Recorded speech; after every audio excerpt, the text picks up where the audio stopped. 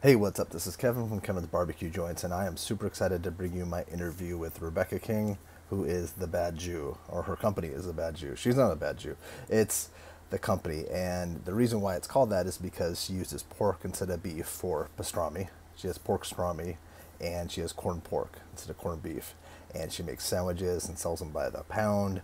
She was doing pop-ups at the place that you'll see the interview. If you're watching the interview on YouTube, it's youtube.com/Kevin's BBQ Joints. You can see that she's on her patio at her house, and this house is where she used to do these pop-ups prior to COVID. At the time of the interview, she was still doing curbside at her place. You could pre-order and pick up curbside, but now she's popping up in restaurants at the Nosh in Beverly Hills. She just had one. She's having another one in July.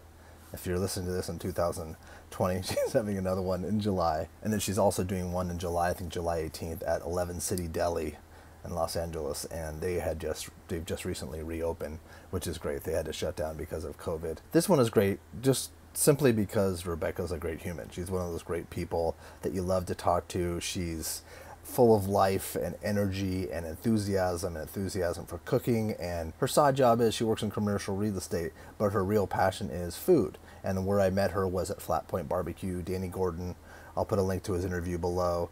I met her, she was working with him at his pop-up at Sir Stelly in Santa Monica slash Venice, and he had to stop popping up there, but he's gonna, I believe, start up there again. But that's where I met her. But she's staged all over the city. She recently staged, I think, up in San Francisco. From this interview, you'll understand where she came from Cleveland 3 years ago. She lives in Los Angeles, and you can see her progression as to what she's learned and what she's learned about fermenting and pickling and brining, and how she's turned this into a project and a business that I think is going to be extremely successful. The sandwiches look insane. I haven't had a chance to go have them. I've wanted them. I've wanted them so badly. But everyone that I've heard and all the photos that you see, and I'll put lots of photos in this, you can tell that it's outstanding food, and she's extremely creative. And she also has at Rebecca Cooking, and that's with a K, and you'll see she's a stud. She's amazing at plating and interesting combinations, and it's well thought out. It's not just simply things from a cookbook. It's they're out of her head, and they're versions of things that she's had. But at the end, I can't thank her enough for taking the time and for doing what she's doing. And go check out her new website, follow her on Instagram, go to her pop-ups, support her, and I know you'll be more than pleasantly surprised when you have her food. And this episode, as always, is sponsored by Treaty Oak Distilling. They're available at treatyoakdistilling.com out of Dripping Springs, Texas. You can also visit them in Dripping Springs at their location. They have Alice's Restaurant, which is a barbecue restaurant, as well as live fire. You can try all their bourbons and their rum and their gin there on the location. I believe they're open to 75%, but because of recent things, they might be down to 25%. But you can go visit them there. And it's sponsored by AJ's Custom Cookers. That's ajscustomcookers.com. AJ makes amazing pits. His lead time right now is about a year. So if you want to jump on board with his stuff, you better get your order in quick. You can DM him, contact him anyway. He'll call you back as soon as possible. He's a great guy, always thinking outside the box. That's ajscustomcookers.com. And I have a website at kevinsbbqjoints.com with links to all these podcasts and YouTube stuff and additional content and crazy stuff. So check that out when you get a chance. I'm on all the social media at Kevin's BBQ Joints. But at the end, thanks for listening. Stay safe. Let's get through this. I'm putting out a lot of these, but this one is definitely a great one. Thanks so much. What is up? How are you? I'm good. I'm not bored yet in quarantine, so that's good. I've been cooking a ton. A little crazy, but I'm recording this, but I won't necessarily use this. Like it's you can use whatever you want. I know these are all kind of like haphazard, random, chaotic, whatever, tangential. It's weird. Some days I don't feel like I'm super in quarantine, and then there's times where I know I can't do something, and it's a weird state. What I miss the most is working with other people and having like my front yard pop-ups and doing Flat Points pop-up and hugging my friends, like just like those things. But like it's also been kind of nice because I have another account, Rebecca Cooking. I haven't really been focused on that since the Bad Jew, and I've just been able to cook so much and like so beautifully, and it's been super therapeutic and really, I don't know, it's been kind of mellow in a good way. Yeah, that part's not bad. I think the part where everyone's cooking more too, I think that's a beautiful thing. I think that's wonderful that people are cooking with their family and learning recipes, and hopefully that's what they'll take out of that. Yeah. I just got a bunch of new cookbooks from the little store in Chinatown called Now Serving. They have the best books, and I picked one up today actually. And I'm just like seeing what I have in my fridge and just like, I can't wait to cook something soon. What are you focusing for? Are you kind of all over the place for that, or is there a specific focus for the Rebecca? I'm all over the place. It's just kind of whatever I'm in the mood for, whatever I feel like. I mostly do Mediterranean food, I think, or California styles, like whatever's at the market. I kind of just go without a plan, and then I come home and I'm like, okay, I have this, this, and this, and then I kind of just I read cookbooks for fun and kind of as a guide, and so, but I don't always use them. A lot of the times I'm just making it up. But yeah, like last week I did Thai food, I did Palestinian food recently. It just depends what I want to eat. What would Palestinian food be? So like hummus, different types of stews. I made this lamb stew on my smoker. It was like a 6-hour stew. It's like pomegranate molasses, tahini, tomatoes, onions. You never see pomegranate, like isn't there like a pomegranate syrup too that? Yeah, so basically you take pomegranate juice and you cook it down, then you get molasses. That's it. But people have, like, I've seen jars of it on shelves. Yeah, jars of it inside. I think I had a jar that it went bad and I never used it, but right. I grew up in Cleveland in the suburbs. Were you cooking a lot then? So my mom's a good cook. We cook very differently. And my mom just texted me recently that her grandmother was like an amazing cook. And no, I didn't really cook though. Like I remember I had a party when I was 16 and I wanted to make dinner, and I remember I made like a pasta and like some chicken. And then in college, we used to do Thanksgiving. We used to do Friendsgiving, and I would cook for like, I think there's like 40 or 50 people. I don't know. Wow. So I would do it like once in a while, but I was following my grandma and my mom's recipes, so I wasn't really. But you weren't intimidated by cooking for a group. You weren't intimidated at all by that. No, I'm a little crazy that way. I'm just like, yeah, sure, I'll do it. We'll see what happens. Is that kind of the way you go about life? I think so. Yeah.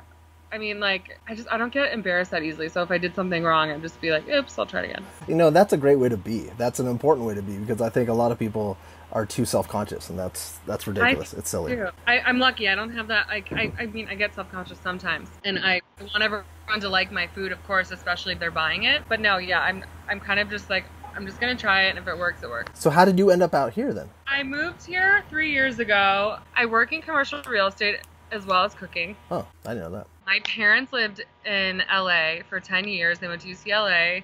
My dad worked for a guy named Len Bayless, and I started working. I was living in Chicago for a little while, and I called my dad's old boss. I was like, I want to move to LA. I want to work in real estate. You have to teach me everything you know. He said no, and I said, yes, I'll be there in June. I'm moving there, so give me a desk and give me a computer.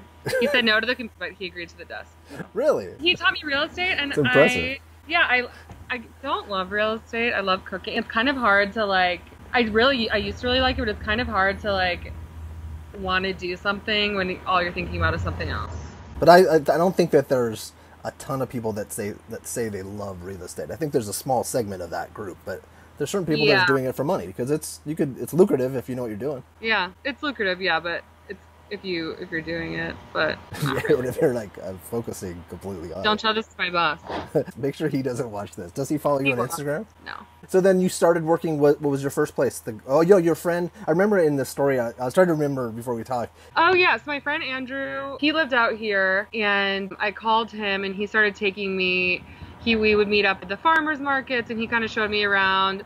He told me to buy a book called On Vegetables by Jeremy Fox. And so I bought that book, and then I was reading his book, and I was like, wait, he's listing all of the farmers. And then I started going to his restaurant, and I was like, oh, the farmers are also on the menus. And so I would take menus home with me, and I called it menu reading, and I would like make a list from all the farmers and what vegetables, and I would go get the same thing, and then I would try to recreate the dish. Obviously it was different because it didn't list every single ingredient, but sometimes I would come pretty close, and I kind of learned flavors that way. So you were developing your palate and your style that way too. Yes, exactly. And I started doing that kind of everywhere I went, and then I met these two guys that asked me to do like a vegan dinner series, and I tried out for them, and we had so much fun, and they're called Common Table Creative. But I had no idea about prep. I would like buy pounds and pounds of vegetables, and we would cook 4 hours before everyone would get there. And then we'd make the biggest mess in the kitchen, and it was insane. So then I started reaching out to different restaurants asking if I could stage, which means intern. And so I'd worked for free at different restaurants. My first stage was at Maza, and I'd never worked at a restaurant before, and they had me on the Garm station, which is the salad, and I would make the plates, and like I was working the line, and it was really fun, and I loved it. And then I worked at a bunch of other places, and then I started working at Friends Pop-Ups. I worked at Pop's Bagels. I worked at Goldburger. Danny came much later. Birdie G's, is that the kind of the what led you towards this, what you're doing? No. So okay. I had the name in my head, The Bad Jew, for a little while. And I had the logo in my head for a little while. I had my friend draw me a logo, and I sent her a picture of Evan Fox, the guy that owns Eastie Boys Bagels, and I was like, I want you to make this guy look like a pig. That's so funny. I was like, what the fuck am I doing though? Like, and so then I came up with, I was thinking pork, like some kind of pork sandwich, but it didn't hit me. And then all of a sudden I was like, wait, pork deli sandwiches, duh. Like, no one does it. No one does pork pastrami. No one does corn pork. But I didn't know how to do any of that. But so while I was at Birdie G's, I met one of the sous chefs, Joel, and he taught me about brining, and he taught me about pickling and fermenting. And I basically asked him, I said, so can you teach me how to brine stuff? And he answered probably a million questions. He still answers my questions. I ask him so many all the time. And yeah, now I have I have a cabinet in my house where I like pickle everything. Now I know how to brine meats, and it's really easy. You just need a scale. You need 2 different types of salt, some sugar, and you have to come up with a spice mixture that tastes good. How long do you usually brine stuff for? I've been brining the meat for about a week. Is there like a limit as to how long you could do it, and is there a minimum? I always wondered. I have no idea. I'm still so new to this. I've only been the Bad Jew. My first brine I think was in December. It seems like it's been longer, but Joel. I'll ask Joel. He'll know. Is it trife? Is that the word or treif? Trife. I think it's trife. Trafe? I think trafe is the word. And that means non-kosher? It just means not kosher. So it's trafe deli sandwiches. Trafe deli sandwiches, yes. Well, I think eventually, I just did lamb pastrami. Lamb is kosher. Well, if you get it from a kosher butcher, but eventually I'd like to do lamb. I want to do turkey. I want to do fish. I want to do a bunch of different things. Right now it's kind of hard to have a large menu because I do it from home, and I have 2 fridges, so I need to either get space or get a nice sized fridge. So when did you have your first pop-up at your house? I bought a smoker. I bought a little offset smoker from Home Depot, and I wanted to have a big Labor Day party. That's one in September, right? Yeah. I think it's, yeah. I wanted to have a big... because Memorial is coming up, so it's Labor, yeah. Yeah, it was last September, so I wanted to have a huge party.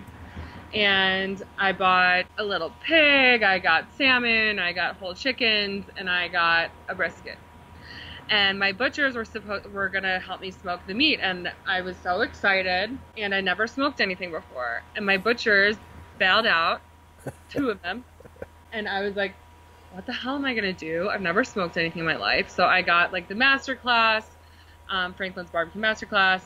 It helped, but like I have ADD, so I was kind of like wasn't fully paying attention. And there's 10 episodes. I have masterclass too. Yeah, it's a lot, and it's just like, so I have 2 roommates, Tyler and Jess. Tyler was like, why don't you hit up my friend Danny? And I was like, who is this guy? Like, tell me everything about him. So I messaged him on Instagram, and he answers 2 million questions. He basically stays up with me via Instagram for like the 12 hours while I'm smoking the brisket and the pig and whatever.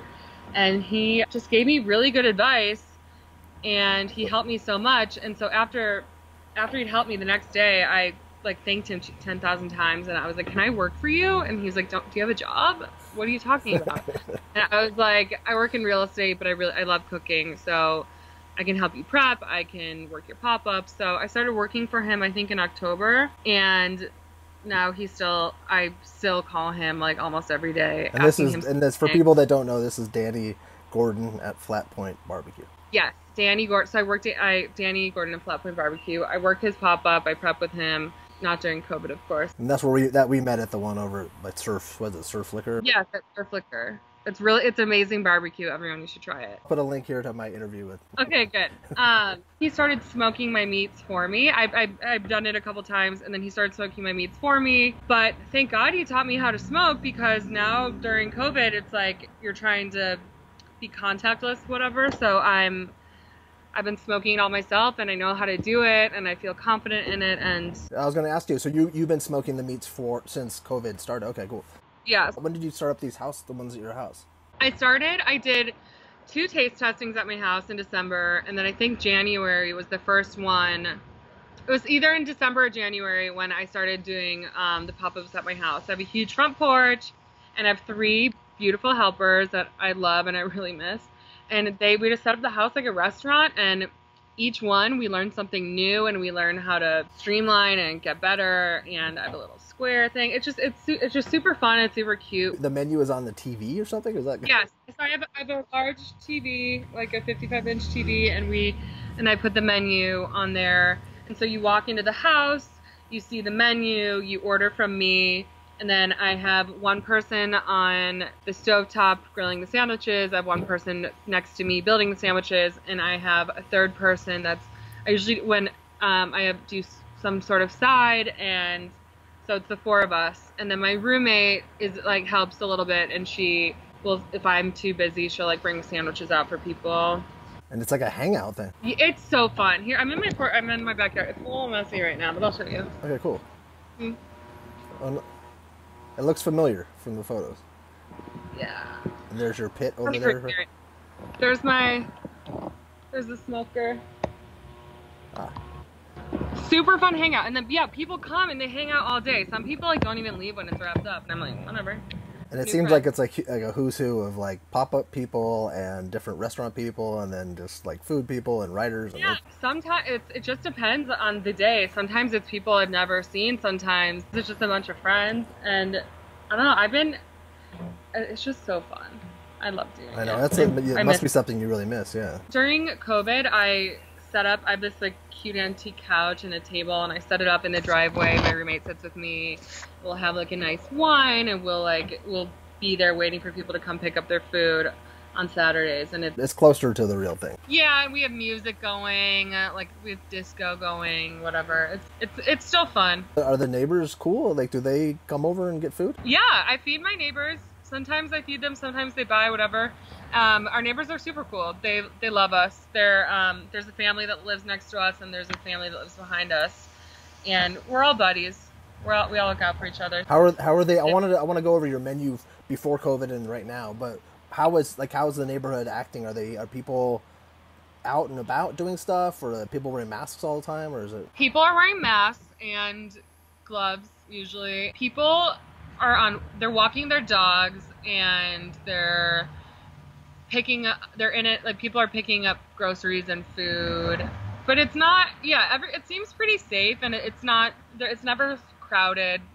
It seems like people are behaving. Because you're in East Hollywood, right? East Hollywood. That's closer to getting closer to Silver Lake and Los Feliz and stuff like that, or is that, I'm trying to think of, what was your menu like before COVID? Because hopefully once this is over, you'll be able to do something similar and then more. Yeah, okay, so my menu, I was only selling two different types of sandwiches. The Danny Boy, which is named after Danny for teaching me how to smoke. And that is pork pastrami with a mustard coleslaw, Russian dressing, Havarti cheese on just baked rye bread. And then the Rebecca is more of a Reuben, and it is corned pork, Havarti, fennel kraut, and Russian on grilled rye. And then I was doing latkes, and then sometimes I'll do market side salads, or deli salads, but I'll get fresh produce from the market. And I don't love potato salad and macaroni salad, so I try to do some fun, more California style sides, I guess. And what are people's reactions? Because it's like corned beef and pastrami, which are both made from beef. You're substituting pork. How is that? Are people surprised by how good they are? Yes, people they look freaking awesome. They look awesome. I think it's more I think people, I don't know, I've been getting some really good reactions. The best, my favorite, is when it's older Jewish men are this is the best pastrami I've ever had. It's up there with Langer's and Katz's, and I am blown away. I cannot believe people say say that kind of stuff. I think it's my brine. I'm sure I could brine beef, and I don't. It's delicious. It's a little bit different than your average brine. Yeah, I think pork is just really good, and it's yummy. Have you tried those brines with beef? Not yet.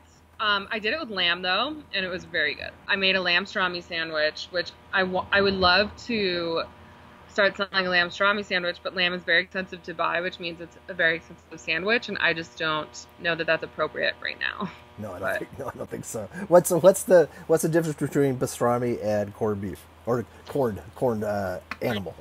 Corned that animal. Sounds awful. Okay. That sounds So, freaking yes, awful. it does. So I grind them all together for a week to 10 days, whatever I have time for. And then, so pastrami is, I rub it with mustard and I do a rub. It's a pepper base with a couple of other spices, and you mix it all together and you coat the pork pastrami and then you smoke it for 12 hours. But lately I've been smoking it for 7 hours and then finishing it in the oven because I'm using less wood that way, and who wants to smoke anything for 12 hours? Also, my smoker is so small, so it's like, it uses a lot of wood. You gotta keep feeding it probably, yeah. So if you have a bigger smoker, obviously you wouldn't transfer something to the oven, you'd just finish it on the smoker because it makes more sense. But, and then so corned pork is, you just take it directly from the brine and I put it in a big pot and I simmer it for about 12 hours. Okay. And with cabbage, onion, and celery and a spice mixture, and I have like a liquid mixture that I do as well. Which one's your favorite of those two sandwiches? I switch up every day. I'm kind of sick of both of them because like I have to, like, I'll taste pieces as the cook is going, you know, or not with the pastrami, more the corned pork, and then like packing it all up and stuff. I like smell it all day long. So, but they're both really good. I don't know. It depends. I think I like the corned pork better, but I think it's a heavier sandwich though. How are you offering these sandwich kits? How is that, and how does that go? Like with the sale of them and all that jazz? So it's going really well. I usually only sell, at my pop-ups, I was only doing 6 pork shoulders, and now I'm doing 10 pork shoulders. Oh, nice. A time. So I'm increasing. The volume's definitely gone up. The sandwich kits, so the sauces are in their own containers, the kraut, the slaw, everything. It's just packaged individually. And that's because I don't really have time to like stand in my kitchen all day long and like make sandwiches because I can't have my team here with me. But then also it's like people are wanting to wash their hands, they're wanting to wash containers by the time they get home. So I think it just feels safer making something yourself. But it's going really well. People are really into it, and they're also, some people are buying meat by the pound, and they are doing all different kinds of fun things. One of my friends used pork pastrami in some kind of pasta. Someone did like an egg mix, like an egg and pastrami. Oh, that's cool. Yeah, it's really fun to see. I love getting the sandwich pictures that my customers send me. Everything looks so good, and it all looks a little bit different, and it's just, there's different backgrounds. It's really beautiful. I like my Instagram right now. I really like it. So if you order from Rebecca, you should definitely send her Instagram photos that you've taken. Yeah, I've been requesting photos of people actually physically eating the sandwich, okay, that's the next step. and assembling the sandwich, and when the sandwich. So do you want video too? People doing video? You want it all, right? Everything. I want. I DM people all the time. I'm like, don't forget to take pictures. So are you going to do this every 2 weeks? Is that kind of an idea? Yeah. If I get another fridge, I could do it potentially every week. It's about every 2 weeks, and I usually do it from like Thursday to Monday. So you can have a couple different days to pick up. You post it on Instagram, and then people DM you and Venmo you? Is that? Yes. Yeah, they order, DM me, Venmo me. It's all made to order, so I request that you pay me upon order. So if you post something on like a Monday, is there an order window where it closes on like a Thursday, or does it go up until the day of? I mean, I close it until I sell out. So some people are ordering Saturday, and then they pick up Saturday. Gotcha. Okay. But because I've been so I'm very flexible, and if you needed to, if you couldn't make the pickup window, I'd work something out with you. You want to get in their hands if you can. Yeah. Is it meat by the pound every time? Because I thought the last time it was just the sandwiches. Are you? No, I did sandwiches, and then I did meat by the pound, and then there's another chef that I met when I was at Birdie G's, and she sells cookies. So I am helping her sell her cookies and giving her 100% of the proceeds from that because she hasn't been able to work.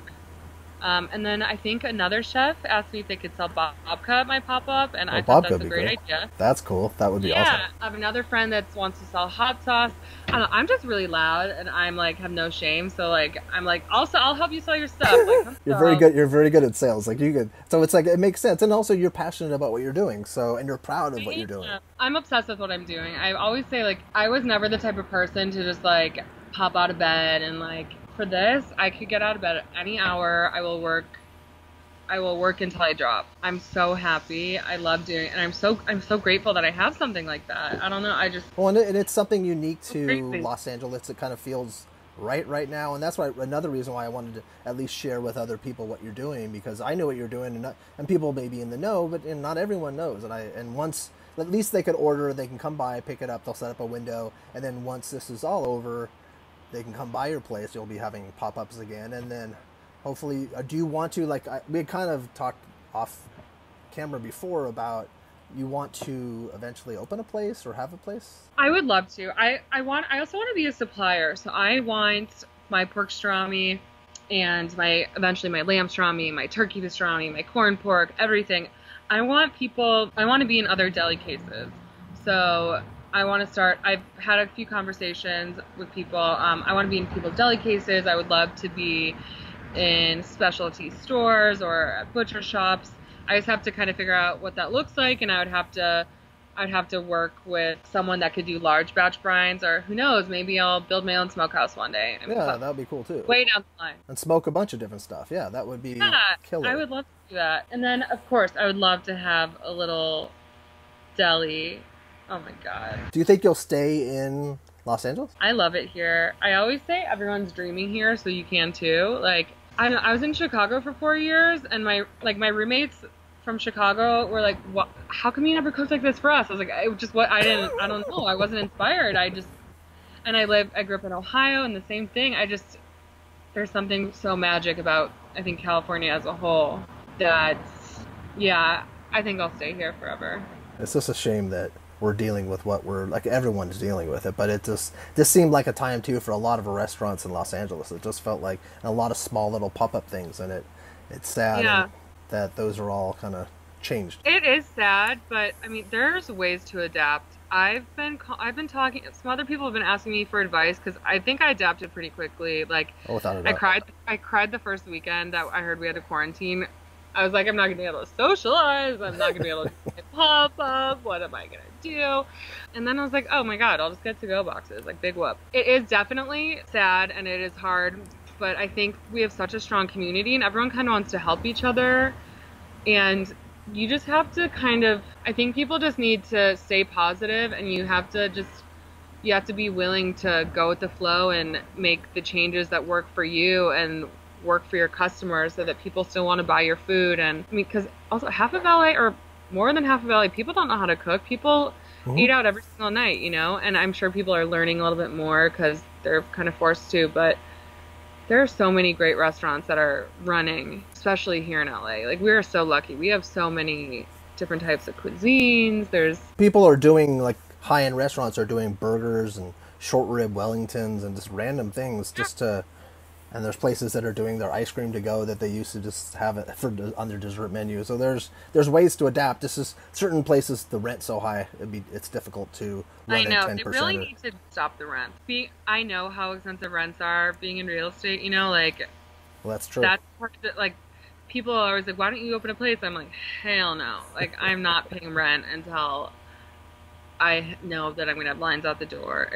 It's really insane. I don't know the economics totally, but aren't there some restaurants that have to pay a percentage of their gross or something, or their net? I would highly recommend. I represent tenants. I do not represent landlords. So if you can avoid percentage, for all the people in the future, if you ever buy a place or if you ever rent a place, do not try to avoid percentage rents. Do people do that because they don't want to, like, does it lower the actual physical rent? Because I don't, like, why would you choose that? No, it's usually rent. It's usually rent on top, because that's just, and then percentage rent on top of actual rent. Because the area is so So hot or something, or like a great location, is that right? it's just a common lease term. That's just or it's a that's just a common thing that you see. I think yeah, because retail is hot and landlords are greedy. Yeah. And a lot of people don't understand that part of the equation when they don't understand why their restaurant doesn't want to just do to go if it might not make sense, or why they've let half their employees go. It's because they want to give them the opportunity to get, People also probably aren't tipping when they're getting it to go, probably. for sure. You don't need that many people. Also, when everything is to go, you can prep a lot more. So you don't need as many people in the space, and if people aren't eating as much food and ordering as much food, you can't have that big of a staff working. Is there a restaurant that you want to go to when this is all over that you want to sit at? Have you been thinking about that at all? I probably want to go to Alhambra and get some really good Chinese food, which I've been still doing. My roommate and I pick up food from all the local spots. There's a ton of different. I just want to see my friends. My favorite thing to do is like go to a restaurant and get good wine and just be loud and have fun and just have a good time. So I'm more excited about the people that I'm gonna get to be with. Oh, for sure. And that's what's a shame, because you can get food to go, you could do all these different things, but you don't get to experience that with your friends, and or your family, or the people that or even just like I'd love to go to a restaurant that had a bar and sit there and eat with the people at the bar. That was just that's like it's just, or like if you go out of town or you go to the bar at a bar restaurant when you're you're traveling, it's just so great to, I don't know, be amongst the people. And this is something, it's such a weird thing that what this has done to us as a society is kept us all apart. Right, it's very bizarre. I'm doing a social distance picnic tomorrow for a friend's birthday, so that will be fun. What is that? That's 6 feet apart. Everybody sits 6 feet apart and just kind of pretty much. We're all just gonna sit in the grass somewhere, and two of us are bringing food, and we're bringing wine, and we're gonna everyone's gonna have like individual to-go containers. That's cool. Yeah, it'll be fun. I did that the other day. My roommate and I went to we just brought a bunch of beer to one of our friends' houses. They have a huge backyard, and you don't have to we just sat outside and everyone was in a circle. We were all like laying on our individual blankets and just drinking and hanging out. It was fun. Yeah, and that could be how it is for a little bit. And that's safe and that's doable. That's totally doable. And it's interesting too that restaurants you can get alcohol to go. That's such a wild thing these days. Yeah, it's cool. I've been buying a lot of wine from Anajak Thai and from Melody Wine Bar. They have really good wine selections. Like really yummy, natural, juicy wine. Do you like juicy wines? Yeah, Melody actually. So I had some customers pick up food from there, and I got a bottle of wine, and I was advertising their wines. Eric, the owner, came up with it as Pastrami crushers, because when I do my pop-ups, I love like a nice cold red or pink wine, and it just goes so well with like the hot sandwich. It's delicious. Well, especially with the weather too. Like as it gets warmer too, that would have been. People will they can just buy it, get the wine, and then pretend like they're at your place. Yeah. If I keep doing stuff at Melody, I want to keep advertising their wine, because like I also want to do more summery sandwiches coming up, and I think just the wine and the sandwich it goes so well together. Well, cool. No, I have a companion blog post that'll go with this, so I'll put stuff for Melody and links to all their stuff, so that way. Oh yeah, please do. Do you think your next pop-up is going to be? Yeah, I'm doing it every 2 weeks. I might take a week off at some point, just because it's really hard doing this by yourself. I miss my team so much. I've been like, the people that work for me, I have them come and pick up food for me. I've been doing it for the past like 3 weeks or 4 weeks. So every week, like they came up, they had the Palestinian food, the Thai food, they had Bad Jew this week. But I miss them so much. Every time they come, I almost start crying. I'm just like, I need your help. Well, that'll be nice when you can all get back together. I know, and we love each other so much. Like we're such a good little crew. And it is something too, like if you're going to, when the pop-ups start up again, or people can look in your back posts and stuff for Instagram, but it does look like a lot of fun that your team is having, and then it kind of blends into the people at the party too. Yeah, it's like a party. That's exactly what it feels like. Yeah. You'll come. There will be more. I know things are going to change a little bit. Maybe you won't be able to sit so close to people, but I have a feeling that like some normalcy is coming back. I think so too. I haven't had COVID, and I don't want it, but well, I'm not sure I had it. no, I don't know, but I don't want it just because I'm not this type of person. I cannot like stay in bed all day. I cannot like just sit there and watch TV. I'm always find a way to be busy. You'd be a bad person to be stuck at home and stuck in a room. Yeah, no, I can get stuck at home. Like, no, but stuck in a room if you had COVID. As long as I'm outside yeah, but I think if I had COVID, I guess I would just hang out outside and listen to music. That's a cool place too. How'd you guys find that place? So my roommate asked me. I was living on the west side. She said, and we were buddies, and she said, "Do you want to move east with me?" And I said, "Sure." And I made a tour for us one day, and then this was like the second place we saw, and we just signed right away. That's amazing. That's such a cool, that'll be a place that you'll remember for the rest of your life. And also, do you know who used to live here? That I found out. I was carrying pots and pans in my car, and my neighbor Josh said to me, he said, "Do you know?" He's like, "Are you a chef?" And I was like, "Kinda." And he was like, "Well, John and Vinny used to live in that house." Oh, really? Yeah. And he said, John and Vinny used to live in that house when they were filming Two Dudes Catering. And then my landlord texted me randomly the other day. She's like, "Hi, just want to know how everything's going with your pop-up." And she said, "By the way, John and Vinny used to live there."